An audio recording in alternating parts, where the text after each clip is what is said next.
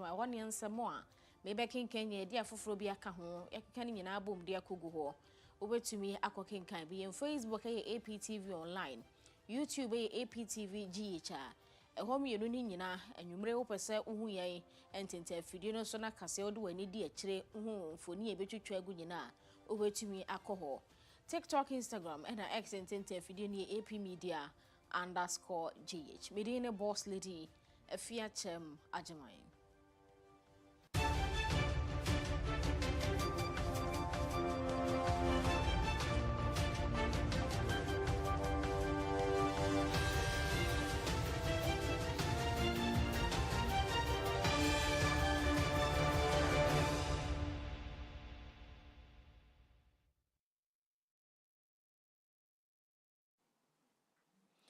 Dr. Koku Dazi Ephraim Ness of Penny Out Action Power Faith Ministries ya no na wachachere ye nkwaje kwan ejumedie ni mu kwan ebefa so ani ebetumi ehunade na Dr. Ephraim enema ehun se nyame ni nieme bia wo ye bia no aya na nokwaredie kronkron ye ene echese obuo enyina ewo mu a ubetumi ede afnam so ede nyame akwan so opese osum nyame na uyi kunkun ye firi mu uyi nukwaredie na uyi ni die ni obu esafata de ma nyame asem efiri mu a untumi eni nyame achi ena untumi so enhuru ni tumi nti nei oma ehun se wono mu asum nyame a kunkun ye ne ma mabobo so ebia enim no ekire se enyi nyame ho no wo mo eko ebetumi kura ayese osofo ene na sori manyina nukwaredie enim kunkun ye kura wono mu nyebi eno ekire se sa asodutuo no omuntumi emfa ho nkonyame ho nti asori a sa niema we nyina enim na emom kronkron ye no won mo edi akire edi nyame asem so du obuo ne ndi ese ema nyame asem no sa asori na sesa wo do ho domo a ebetumi aboa wo ewo nyame som mo se asori bi firi nyame a ubehu nyame suban ewo nipa no mu na ubesanso ho se ne tumi nso eye adwuma nyame ye kronkron na ne hote na efin bia eni ne mu anase heaven anunti wona sori kan emu no esese na koa ene ne nkrofo nso so eye kronkron na esese ne fie nso so hote nyame nye otorofo oye nokwafo ondada obia na odi ne boshe nyina eso enunti onyame asori mo no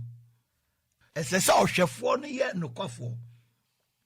ensese oye otorofo esese ochreche asafo man mo ye nokwafo na wo mo nye nadafo esese wo mo nyina edi wo mo boshe eso nyame ewo nhihye owo ne mra na opese nipa di ne mra so anunti wona sori mo no ne nkrofo di nasem so ne nhihye a odi ato ho no na wo mu di akire die nyame pese wo mu ye na wo mu ye wo mu di nyame asem so se die nyame ka se memma ne nkrofo mo adwaman na chese memma wo mu ni obi a wo mu ngware no enna no sa ena nyame nkrofo ye wo nyame asori mo no esujafo eni nipa wo mu ngware wo mu no emmo dwaman se de awurade aka no wo Deuteronomy ngoma no tie aduonu mienu chiche munnum se memma ne mamema enhye ebantade na memma ne mamba nso so enhye memma ntade no sa na nyame nkrofo ye se de nyame aka kire ne nkrofo wo Korintofo ngoma di kan no ti du ba ko chiche mu enai di kosi enso no se woni fie no ensese memma ehyeche ekata wo mutri so na memma ema nso so enyi wo mutri so anase wo mu nyi wo mutri wi nyina ngu emotikwa etise memma no sana nyame nkrofo ye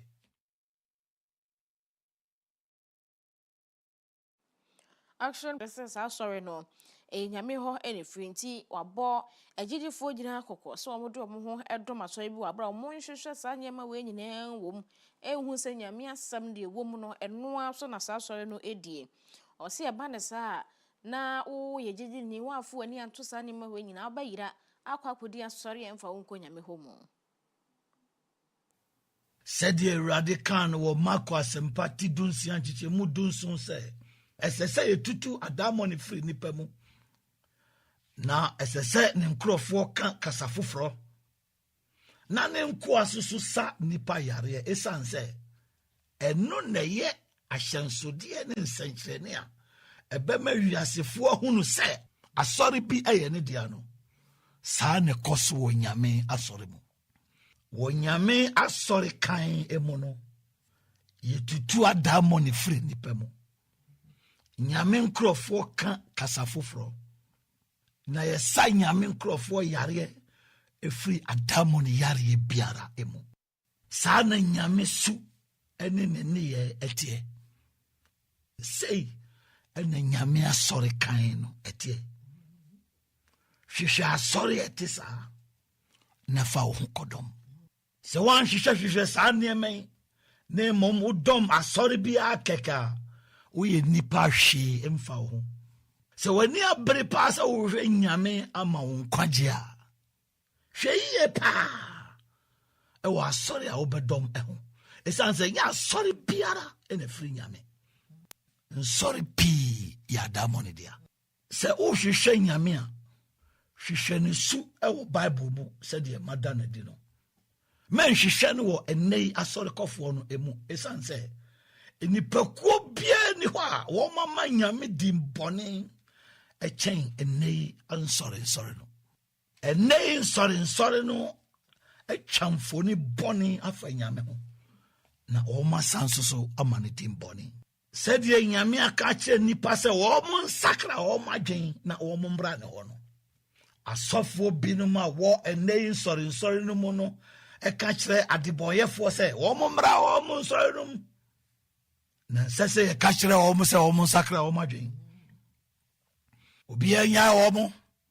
ɛsɛ wɔmo ankasa wɔmo pɛ sɛ wɔmo sakra wɔmo bɛsakra mɛma obiara nhyɛ wɔmo sɛ wɔmo nsakra wɔn nsɔre ɛte saa mu no asɔfoɔ ne nhunu bɔne sɛ ɛyɛ ade a nyame tan ɛno nti ɛna ɛyɛ a wɔmo korɔkorɔ adebɔnyɛfoɔ ɛma wɔmo toa so ɛwɔ wɔmo bɔne mu no sɛ wopɛ sɛ wo ne nyame tena dɔm asɔre a ne su paa wom Dr. Kukudazi Ephraim, Sofpeni or Action Power Faith Ministries, no, then church and quadriquine. Kwasiada no Pebiano, some and Wadima Yankasefide, so seems to be a quadra and if you're then you ran on so. Now, it was so answer from moi.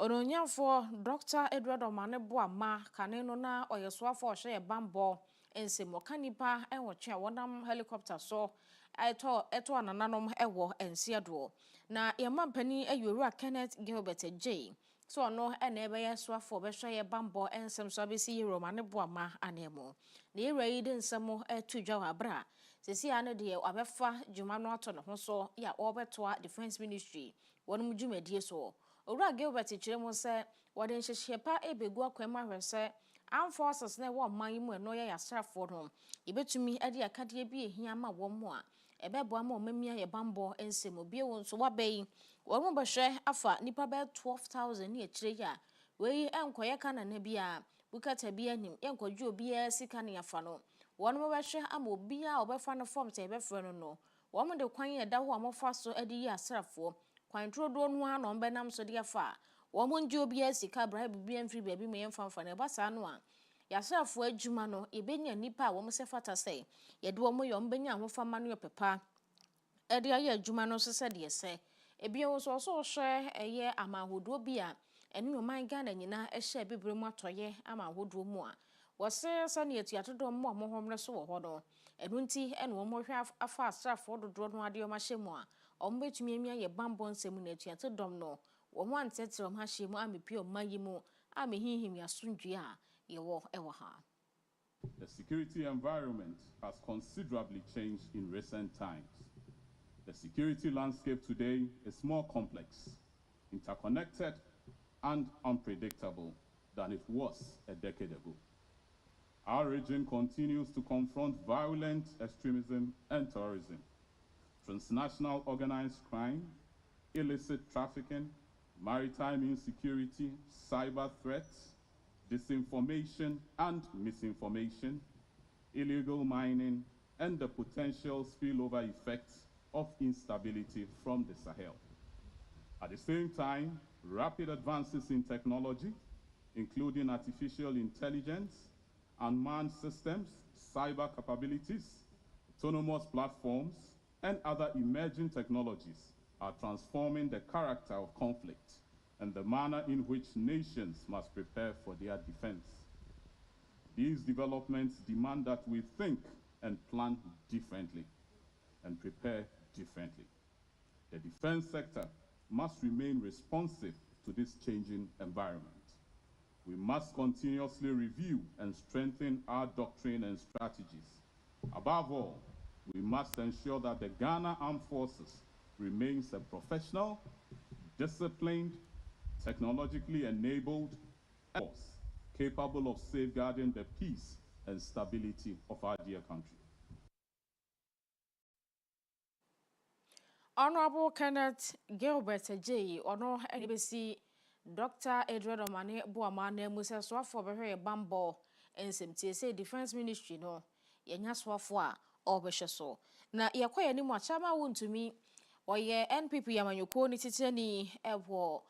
asante mantemo. Ora Bernard Nchibosi yakon enkofo bi edi nachi efa no ono mo ehwe na wamra ho nsam edema no afei ni campaign team ono mo ewo mu bie nyina ekire se Ora Bernard ehwe fiase de na eso no obekwa akopre NPP titeni wo mayi mu nyina sanse na niso ade hunu no na opesa wode tra asante mantem ha aha no titeni ma NPP a na wo chama wuntumi anu so se obeye titeni de ma NPP manyuko ni nyina wo mayi mo na omo kira se emfa ho so akopie mu afiase nei omo so nkotwa mfinhia no aduru no omo ogedi yese se ne aseni ni siko e ntwa yenti wombekwa appeal akosere se ibetumi ayi chama wuntumi ade afra afiase nti ye kasa de eku a wono mo hwe mrasem so ere ma chama wuntu no mu jam den na sentimente ye bia kwa mo de appeal kokoto ho se be yanke betumi ama chama wuntumi bail wa bra wono mo go so ya na appeal no ho adwuma na so attorney general abagu ni nyina mu no mo ntenda o mo go so gina mu a o mo hwe ani mu si betumi atana na asem no so bi na 20 years no ye hwan ade afi Dr. Palgrave Boache Dankwa eka yewa wuntumi campaign team no ho bi won na kire mu se wo wa afia simpo na so munya bia nomination ni tumu a ombekwa kofa forms de ama no mana pre titani de ama NPP amanyuko no Insisaya party dia toto ho efa national elections no no senya okan krata ne train say titi na wotwe na yobi ama obia na enije hu say obetumi a contest national position bia akofedi no mu wie so a o ma file no mu wie a o ma converting no mu wie a o ma call final approval na ye elections na ye beto no October 10 ye nyanti ye say nidikan say party BA nominations na tema want me ato yenka say yankofa bi ma no ye campaign chairman kra so assign the honkomo inti campaign chairman yawe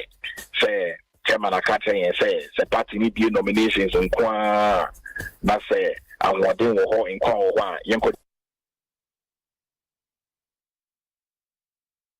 we aya Dr. Palgrave Boache Dankwa na kasaba for de ma Ira Bernard Nchibosi akocha ba wuntumi nti emfa ho se o chef yase o gidie ye se na piu no ebetua to mama na ma wapie nti waka kire ne mpanimfo se nomination forms omunya bie ya mokofa bi ma no no momfede esanse na ni so ade hunu so be national chairman de ma NPP na nseye ogusua ejina mu so betumi edru ho yekoni partner yimo ensem.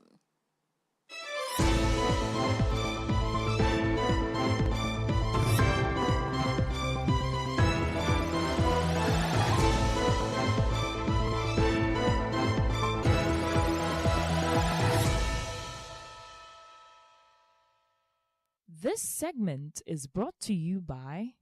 King's Home Studios.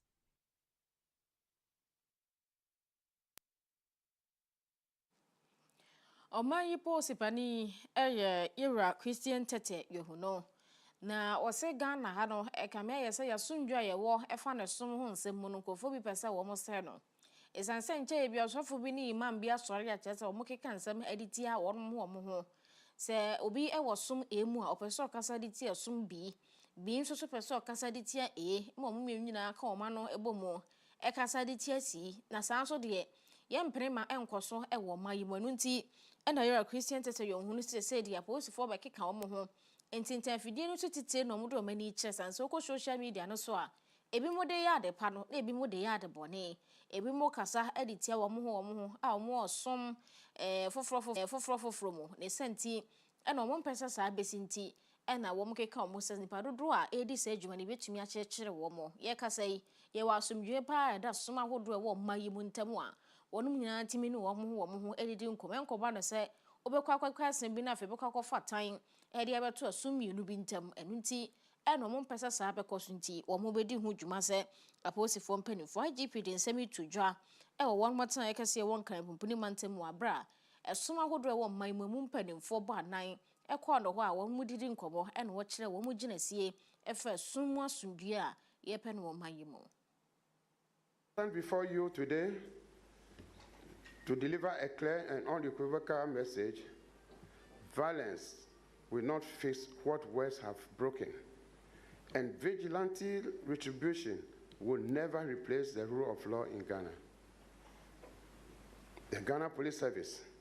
has taken decisive action. The Islamic cleric who called for extrajudicial killings was taken into custody. The Christian cleric accused of blasphemous slurs was also arrested for investigation, and the individual caught on camera slapping the handcuffed pastor has likewise been apprehended to face the full rigors of the law. They are all currently on bail while investigations continue. The police have acted proactively and set the wheels of justice in motion, but the police action alone cannot heal a fractured spirit. Law enforcement can restrain hands, but only faith, leadership, and conscience can heal hearts. Today, I appeal directly to your moral authority to join me in calling for absolute calm and immediate return to peaceful coexistence. Ghana's peace is not an accident of history. It is a divine blessing brought on the shared realization that Christians and Muslims in this country are not strangers to one another. We were Christian tete yohunu omayi posi panini na oseya nhwe ma asumdua ye wo e wo soma hodo e wo mayi mu no enjingu enunti ene omo hwaye wo madwuma se de tese omo ya social media no so nipa bi e kasa de ti asom foforo no ombehwe na omo akekere wo mo na ya to so nsem foforo mu aka ne panyin kwankyerefo na ohwe CSIR Water Research Institute ano Professor Joseph Ampofo wachese wo ba omayi mu a esese yetumi hwe yensuo ho nsem yie pa nkankan ne Ghana Water Limited ensuo na omode ba ye fiefie mu no ose enei senti ankofo bebre no a enom sahye water emmoa ede rubber dodo no aba system nim yese edifin eba importem no se betumi ateso de a eje setemamufo hu se nsuo no a Ghana Water Limited fo ede ba ye fiefie mu ensuo ne mu da ho ho te a ebetumi anoma kwa nipadua mu afen so Ghana Water fo na bre nsuo nne gise na awotwe ansa wani ehu baako bo na awotwe baako no hu nsuo ani mienu pe eno so anadwo wan sore anadwo no a ensuo no nyami mu ensi ho ha adwen yie pa se enu nti na nkofo pi no ano edo mo ho etu sahye water saa no na nse na sekane no na sahye water nhyeda enoso ensuo no a yebu wo ye fiefie mu no a na ebi mu no mu no ma no na so mbeno no saa so enei kwese ni ensuo dodo no ani asai a Ghana Water Limited for kwan be no mo fa so mo de ti nsuo ni di amaye eno ya ade ehia nkrofo yie papa ebi nsunsuo no krenta amma ne nya bi anom eba sahye water no ane de ho beto so enti ye wura yesese ye mpese sahye water ne bedo so system nim na akofa fin ani wura rubber ebe hu ne potem de aba Ghana Water Limited for aban hwese nsuo no mbete ani yie e de amaye na fe so mana badada se be ye betumi nya bi anom bre bia esem ho a esese nipa nya nsuo de kwa nipadua mu. if you want to stop the sachet water from the system, then you must let Ghana Water come out to tell us that the water they are producing is safe to drink. And then we should also make sure community water and sanitation is also providing water in the communities. You see, when people have that and they can guarantee that the water is safe for them, they will not buy sachet water. They buy sachet water because they don't get good water. So you go to some communities, now they are complaining that even in secondary schools, because they can't use the river, they can't use anything, they buy sachet water, even to pass.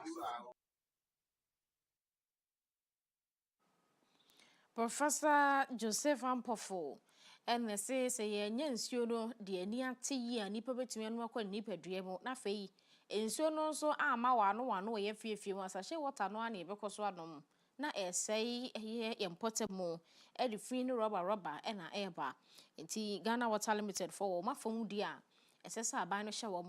mo ye na ye to so a aban no dwumedi o mo friend livelihood empowerment against poverty edo ye dwumedi aban ne dia ba ye pese ye kon editia sabe ohia wubro ne senti na dwumedi no mo de akwa pa municipal nim ema MCE yo wo ho Owura Peter NN to 1 wadi animu ama enipa dodo a wono mu afiefia sabe hia bubro ya dokrobu okra na no mo kire se aduane a wo mu bedi ne demu ba akokra no ebia na wo mu enya enu nti na ban akofa dwumedi ya ba opese wode esoso afiefia ni abusua binom asen emetumi koso nti MCE ne di animu a wono mo hwehwe afiefia wono mu hia saa moyi na dodo no aba register wo mu din a ibetumi aboa wo mo osa kwan so no chete na ebi mo keka se wo mo ko ho na mranti akuku da mpache se wo mo beti katikati e no mo ginja ba bia registration ne koso ne ba ne sei MCE si o da bi enye se mranti wo betumi ayi adwuma ma wo makasa ho na dwumadie na ekode ama wo bo ho a na odi ne na bi pani bi woni fie a wo hia sa moyi bia na se busua bia nim na ba register nti ena na mo hu mabu na etesa e wo ho nya so makasa ena ebe register so mo de nhyehyɛ ye gu akwan mu a omo mpese sika ne bi bekwa akodi ba bi ensese ekodi ne mum wo mo ehia wo mo pote no ena wo benya so mfa so. Initially, Girapa District Municipality, we had 2,553 beneficiaries. But upon this second or last enumeration they did, 6,932 people were selected. So that they are the people they are enrolling now. So if we look at it, the current numbers against the last numbers, we have an increment of 4,372. Japa municipal no MC yo ho Owura Peter NN to 1 wono ene di enemo ma lip dwuadie no ebi aso wo mo mansi ne so no hwe se abusua sebe wono behia eye mmoa e de afra ban no ho wo sa kwa ne so no ombetimi aba register ma emmo etesa ebi etumi aso wo mo so etwa ho sima kakra bi akwaje aboafo nkrato ye ba ye kwadwadie mu ensem.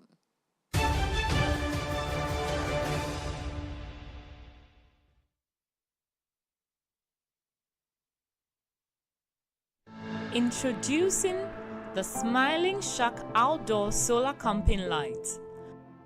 a new modern way of lighting up your world. It's a powerful portable lamp with 2 modes of brightness, a strobe light as well as a flashlight. You can power it through solar charging or Type-C charging. With a built-in high-capacity lithium battery, you can also use it as a power bank to charge up your mobile phone through USB. To purchase one, contact 055 051 5323 or 053 520 3534.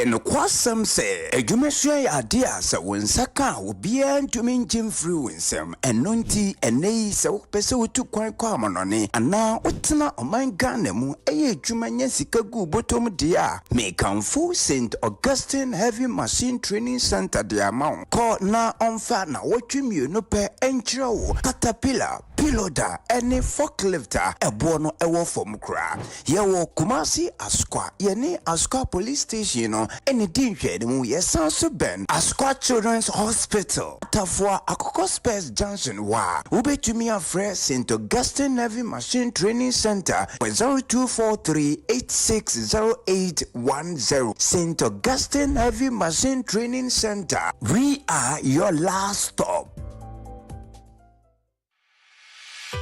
For desktops, UPS, toners, and printers galore, Pogbell Enterprise has got it all, from CCTV cameras to office chairs that keep you in style at affordable prices that will make you smile. For schools, businesses, and individuals alike, we have what you will surely like. Contact us on 0245 099 786, 0245 099 786. Pogbell Enterprise. Shop with ease. This is what mini wireless networks look like. But hey, this is what they actually look like. Introducing Kenny Rose Wireless. Switch to Kenny Rose Wireless and enjoy streaming without buffering, communication with no lagging, business without restrictions, and achievements with no limits. Get connected today. For enquiry, sales, and support, contact us on 020-8282-810. Visit our website on www.kennyrosewireless.com. Kenny Rose Wireless, internet made easy.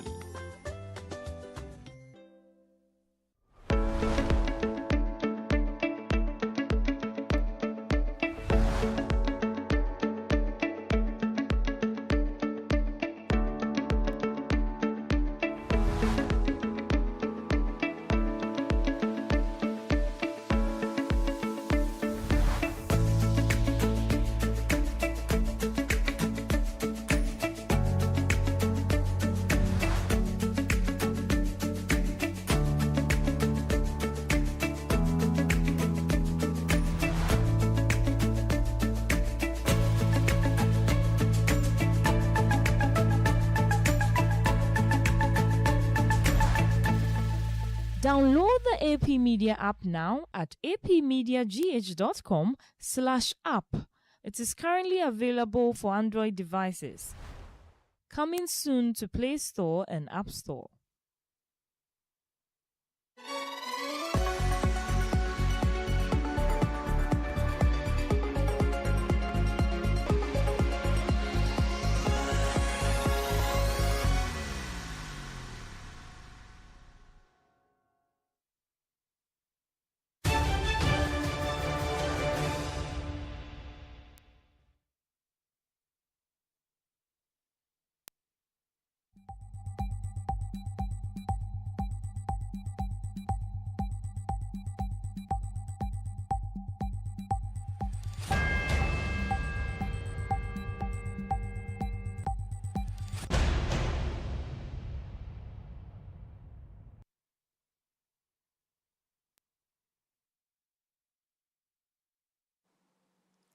Ye try won sima kakra kwaje yaboafo nkrato aha ye APTV ene radio 105.7 so na ye to onwujo kase so e wo dwade ensemu ye kokonkoma ba ye dwom adwadefo a wo mo ho se won nyante se ye so muntu mfiri ho na ban no e be si 24 a economy dwa e wo ho ene nam so ma empanimfo a won mo dwa yi mo afran centralfo nhia mudi omode ho nsam etu dwa se edenti ene dwa wo ho dada na aban ne beyen siesie wo mu no wonye oso obedwire ni nyina gu na waba besi foforo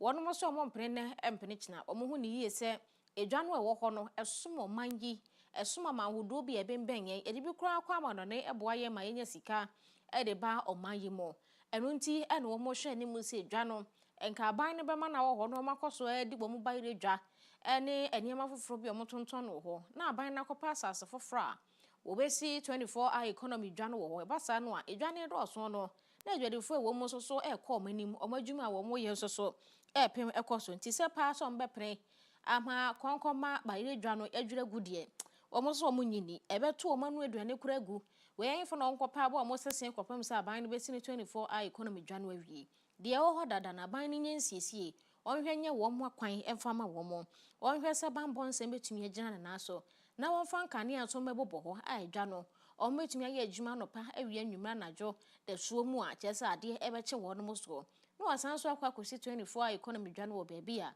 eno so besoma de hye a ombekwa kodi dwa ewo ho nti ekuo no won mo pani ba ko ene ekasa ye wono ye twerefo de ma wo konkoma bayire edwa no owura Anthony Tanyam ono edi animu a wo mo de sa de sedi eto aban nanim si yetu omo firi ho a enya de ebeboa.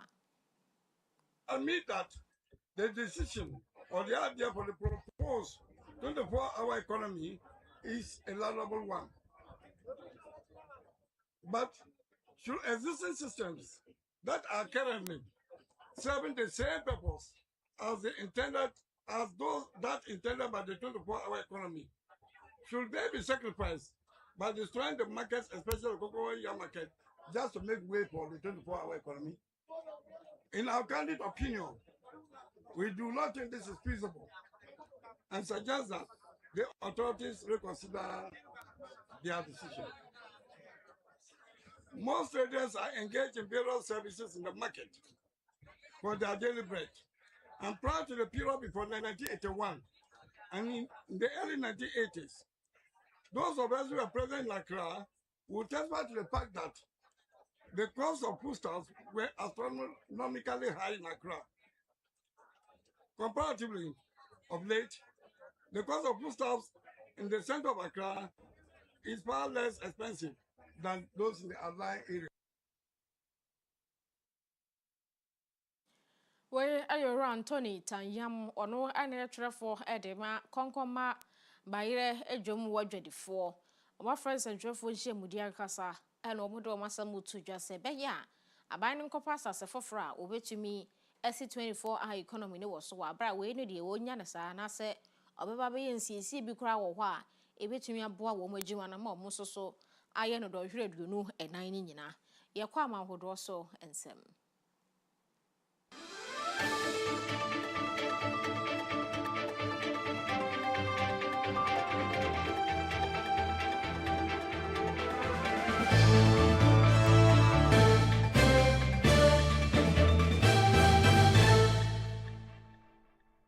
This segment is brought to you by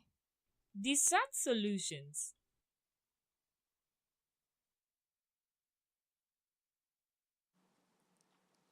Ya twaso manone ensemede ni echemu ewo England na another rohosam wesi ye ene se train bi a efa nipa 150 ya wonomo edi etu kwan wabra wafa nipa wie na wonomo nam kwan so a womo bia ye sese womo kono ekwan so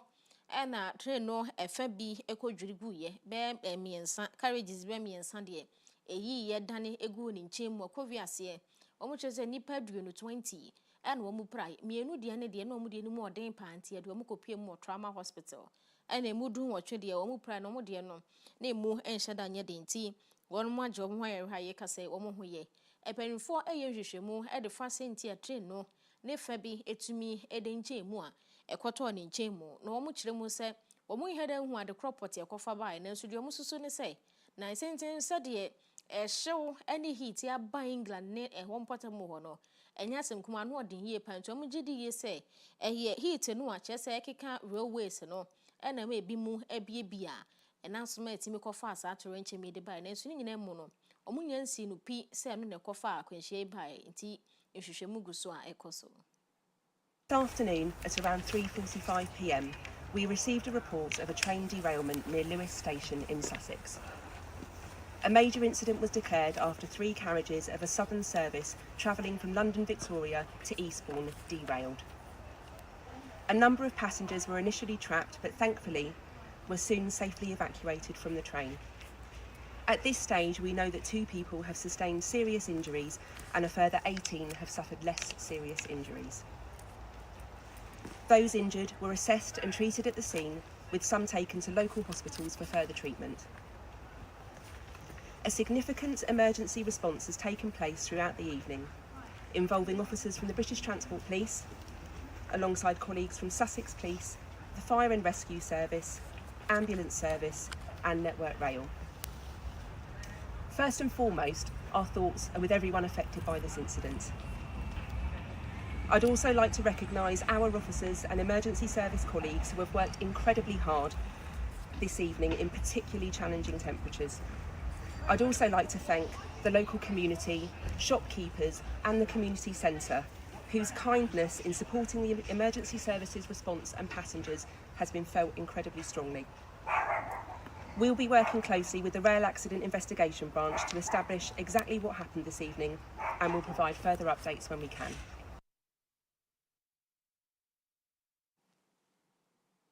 We anyone be free England eba na yanto so ewo ensefu from oko Thessaloniki ye no ewo Greece man ne mu a ewiemhwe ba ko ewo ho Rainer flight a ono every Thessaloniki ho na wadne ni echemu Germany a passenger fo a wafa ewo wiemhwe no modo mo kwon yeso o mutu ye no manu ba bia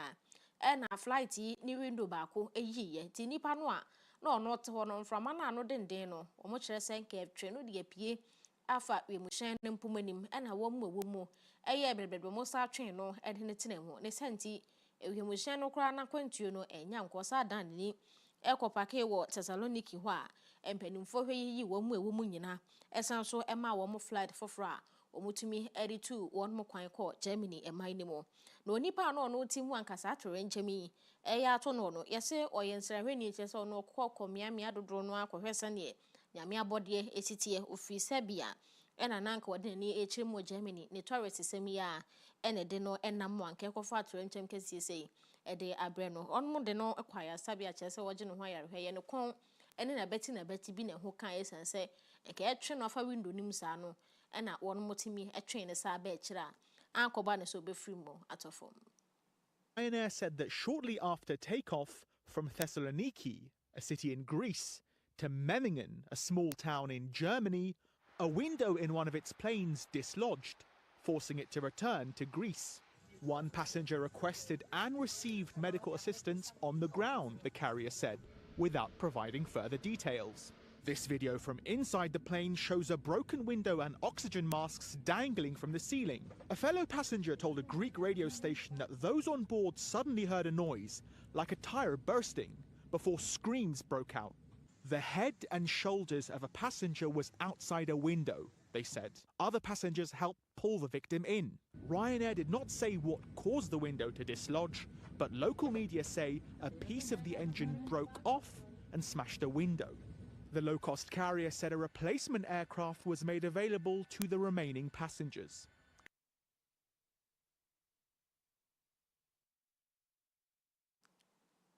Ensembia yede somo efria manone ensemune yede enkase ni si ha. Okwa news.apmedia.gh.com ansabeka online stories no. In Facebook APTV online, YouTube APTVGH, TikTok, Instagram, and X and Fideni APmedia_GH. And you remember so for boss lady Afia Kyem Agyemang, and I'm a somo wakasiya no nekin Kyem ya konene Afia da. Enti no so Dr. Kukudazi Ephraim. Na ncheche nkwaje kwan service bi ne beba wakwam jebre na ya watie wi na fe wahwe bi ewo kasafoni ne so yenkwohwe a wodede enkrai.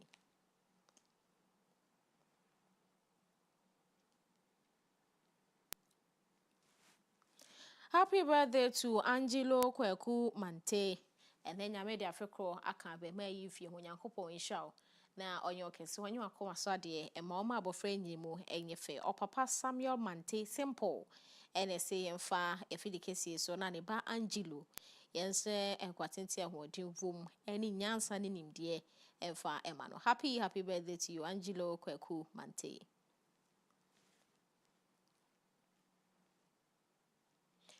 Madam Nyina wase saboje breti onyojo kase APTV and Radio 105.7 so Macau.